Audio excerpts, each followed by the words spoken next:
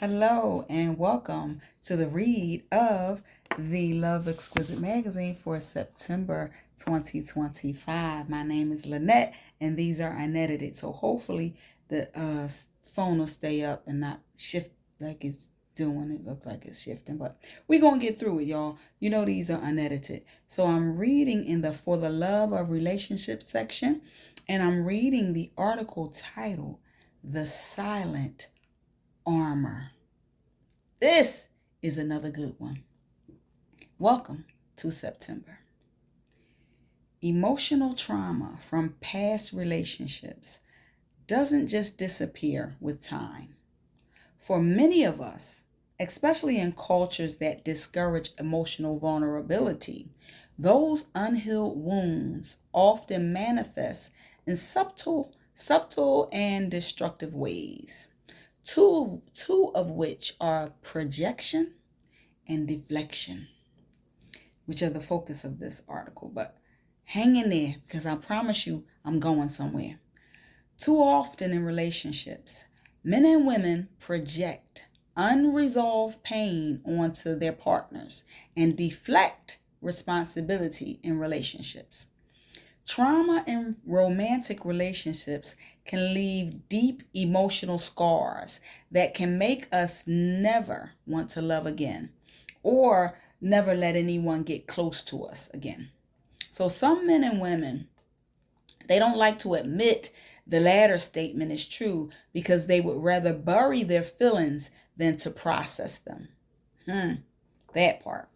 So as a result, these experiences frequently go unresolved, leaving them bitter and a disbelief about having a loving relationship, which could then lead to avoidance, settling. 'Cause some people just settle because they're comfortable in the known than the unknown, or stagnant, like they do nothing at all because they're out of fear of being hurt.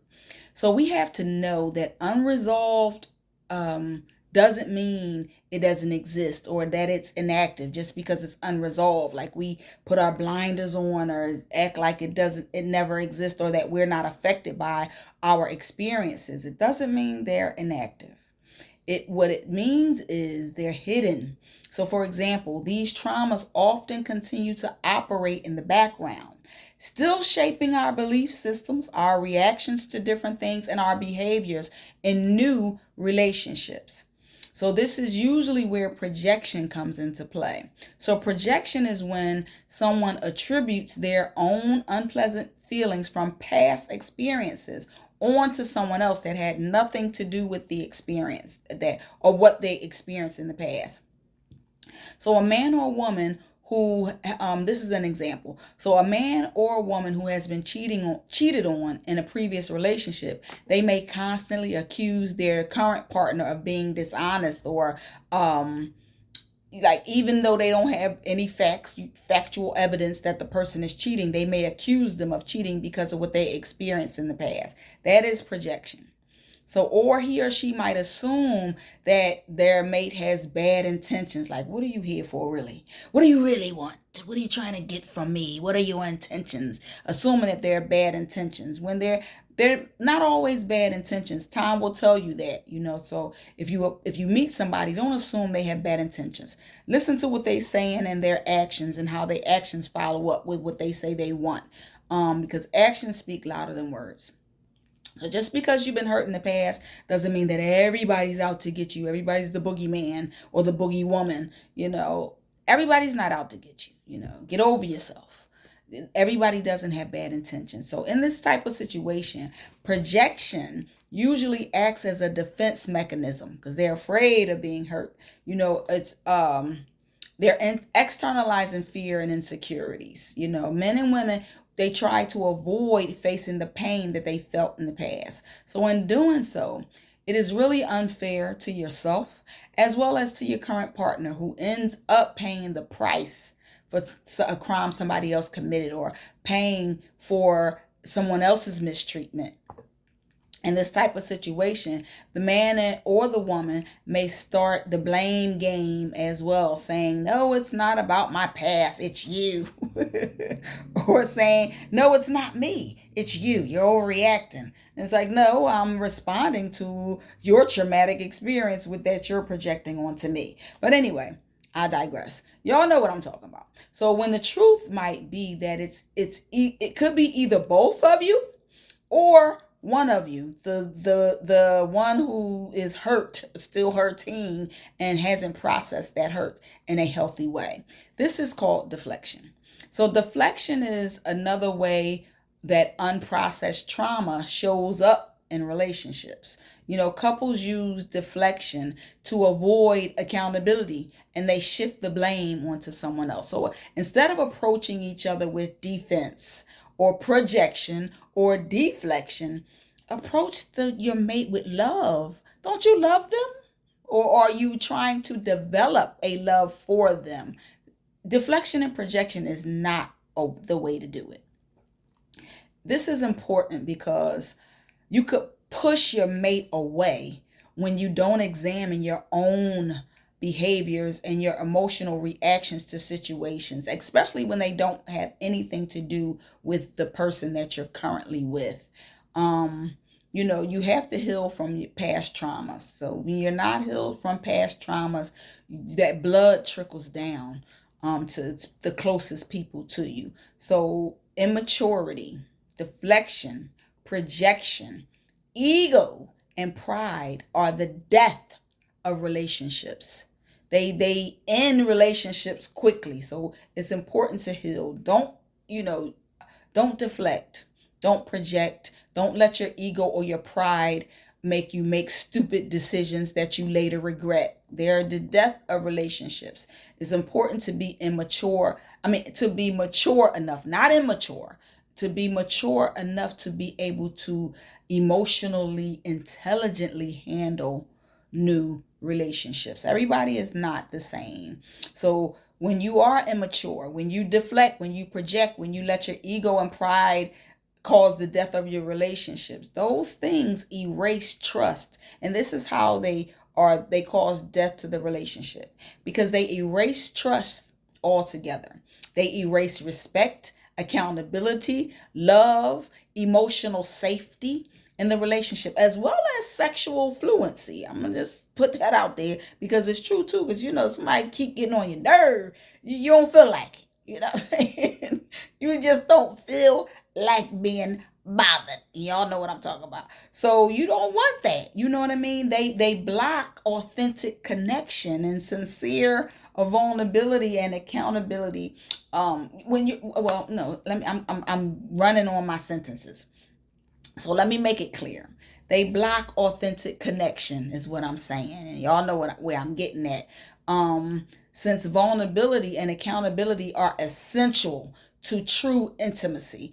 So you don't want to keep getting on people's nerves with what you didn't experience with somebody else in the past, or you with somebody or was with somebody who didn't deserve you, but you gave yourself to them anyway, and then they mistreated you as a result. And now you want to be projecting, or you want to be dismissive to somebody who you say you're trying to get to know, or who you say you want to be with, yet you're acting the total opposite. It's like, let them go then. You know what I mean? And if you, instead of mistreating someone who truly deserves to be treated better, let them go. And better yet, the person who is being mistreated, sometimes it's your decision. And eventually you're going to have to choose.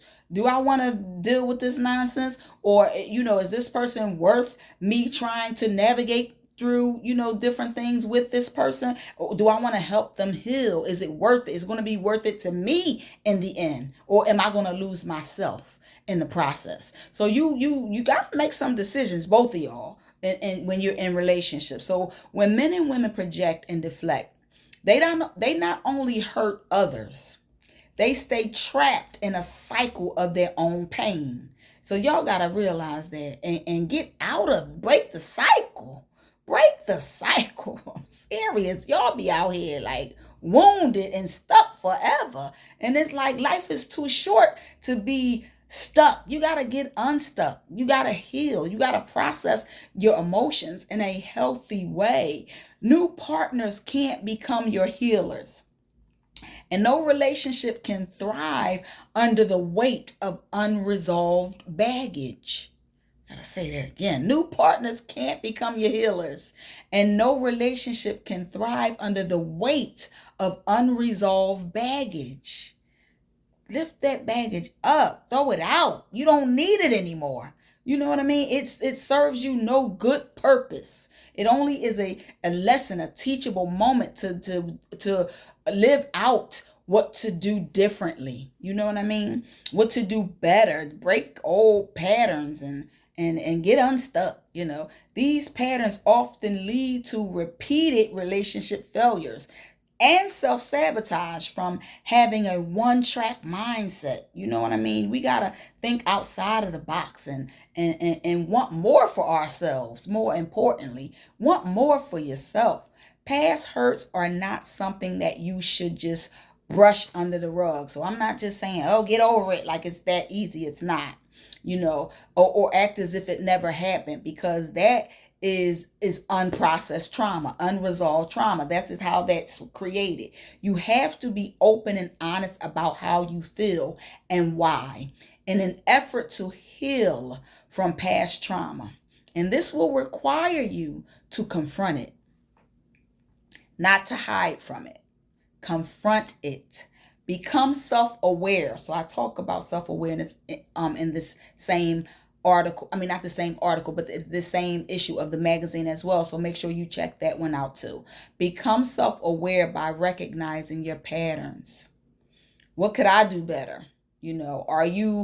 Are your reactions out of proportion to the current situation? Do you overreact because of you're triggered by your trauma? Is your approach to relationships distrusting and discouraging? Are you open-minded to meeting someone else? Are you open-minded enough to know that not everyone is your ex? Not everyone has the same intentions that your ex had. And no two people are the same. A lot of times we're judgmental based on what we have experienced.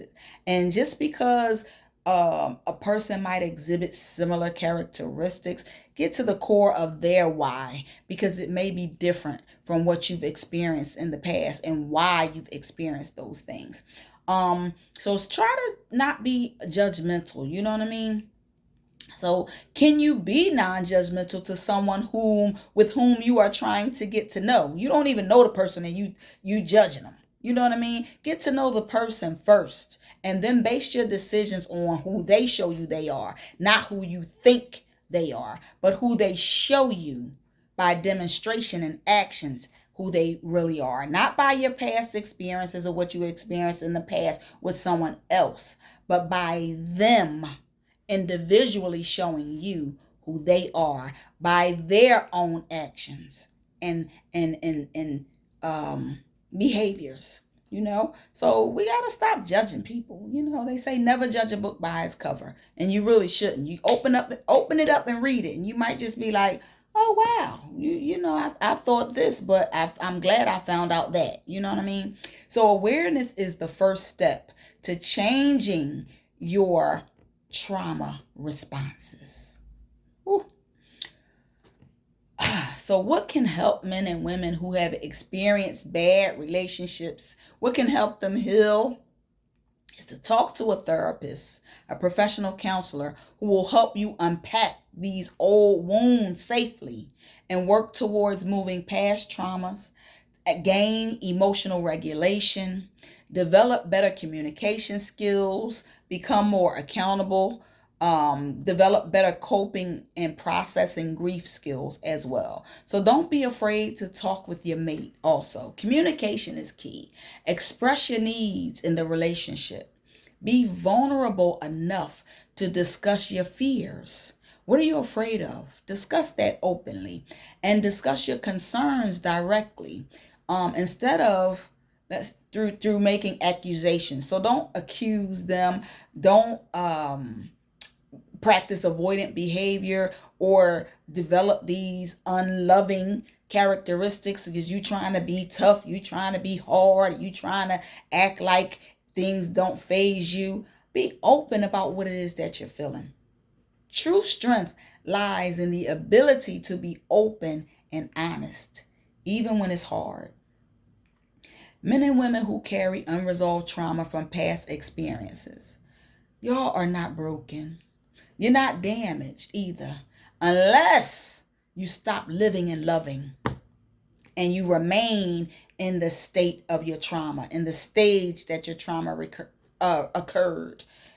That's when you're broken and damaged, when you don't know how to move past what it is that affected you in your past experiences, in your past relationships. So he or she might just be operating in outdated emotional survival mechanism. You think you surviving by your defense mechanisms, you know what I mean? But you're actually not living.